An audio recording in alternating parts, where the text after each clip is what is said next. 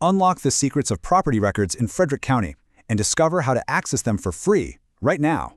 Welcome to This Explainer. You know, government databases hold a literal mountain of data on every single parcel of land out there. But trying to actually find that data without getting slapped with expensive third-party fees, it can feel a bit like navigating a maze blindfolded. Well, today, we're going to change that. Think of this open-source local data as your master key. Honestly, whether you're a seasoned researcher or a total beginner just poking around, figuring out how to retrieve these documents is absolutely a game changer. It will completely transform how you look at real estate. So why even do this? Well, whether you're a prospective homebuyer, an investor, or just an amateur genealogist building a family tree, these records are the foundational data you need.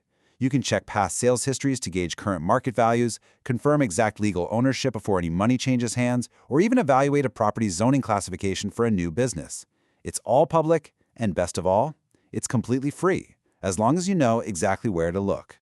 Real quick, here's our roadmap for today's explainer. We'll start with a geographical introduction, make sense of the online resources, walk through a step-by-step guide, check out a detailed example, and then wrap up with some pro troubleshooting tips and practical uses. All right, Section 1, Introduction to Frederick County Property Records, Unlocking the Ultimate Local Data Source. Now, if you just go and type Frederick County Property Records into a search engine, you are going to get some seriously confusing results. Why? Well, because there are actually two totally distinct Frederick counties in the Mid-Atlantic region. Yep, one in Maryland and one in Virginia. And knowing which state your property is in literally dictates everything about how you search. These two counties operate under entirely different systems. It's kind of a tale of two states. Maryland pools all of its real property data at the centralized state level. They assign a specific 2-digit code to each of their 24 jurisdictions, and Frederick County, Maryland, is County Code 11. Virginia, on the other hand, is completely different. They rely heavily on a localized county system where records are managed independently right out of local offices in Winchester. Moving on to Section 2, Understanding the online resources and mapping the authoritative government databases. Here's the catch. Neither state puts all its property data in one single convenient place. Nope, each one splits its property data across 3 distinct administrative offices. That means you're going to need a different digital tool for valuations, a different one for tax bills, and yet another for actual legal deeds. In Maryland, you'll use the State Department of Assessments and Taxation, or SDAT, for valuations. In Virginia, that exact same task goes to the local commissioner of the revenue. Okay, Section 3, our step-by-step guide to navigating the official databases. Let's start with Maryland.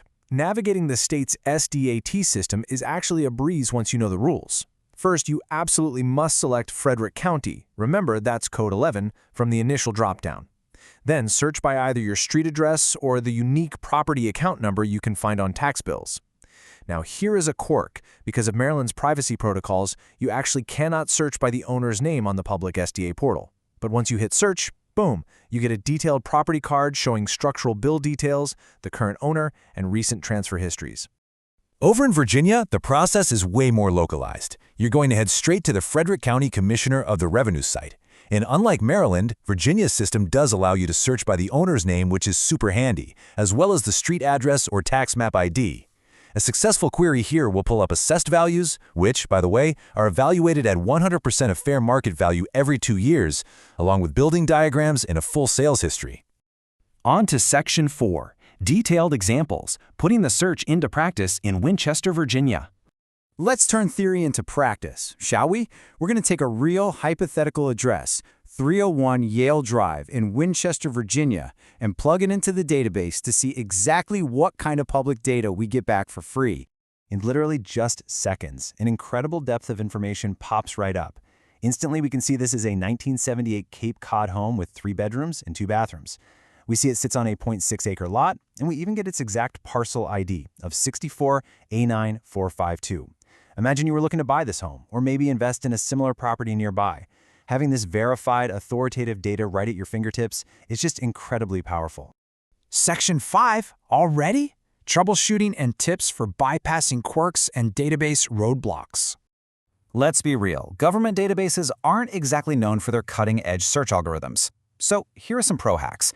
When searching Maryland's SDAT, never type words like road or avenue. If you search for 301 Preston Street, the system might just fail. Just search 301 Preston. And if you're still stuck, use an asterisk as a wildcard, like typing PR asterisk to find Preston or Pratt. Now, over in Virginia, if you're using the Treasurer's portal to look up tax ledgers by parcel ID, you have to leave the dashes out completely. Entering 12-123456 will give you an error. You just type 12-123456. Finding the actual deeds requires a bit more strategy. Maryland actually lets you view deeds online via their MD Landrick portal. You just register for a free account to bypass the 20-cent per page download fee. Simple. But Virginia is much stricter. They restrict their online remote deed access system mainly at paid professionals like attorneys and title agents. So to bypass that paywall and view deeds for free in Frederick County, Virginia, you generally have to visit the Winchester Joint Courthouse in person to use their public terminals, or you can submit a formal Freedom of Information Act request. Finally, Section 6, Practical Applications.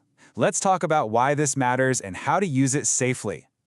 So, what does this all mean for you? Well, armed with this knowledge, you can totally bypass those paid aggregator platforms and evaluate potential real estate investments with absolute accuracy. You can trace your family's historical footprint using the Library of Virginia's Chancery Records or the Maryland State Archives. You can double-check zoning ordinances or even confirm if a property is in a floodplain using the county GIS mapping tools. The applications are honestly endless. Just a quick heads up, please remember that the information we've covered in this explainer is accurate as of July 2026. While the underlying principles of digging through public records are pretty timeless, government websites' interfaces, URLs, and access policies, yeah, those are constantly evolving. Always verify the latest local access rules, especially when it comes to online deed retrieval and copying fees.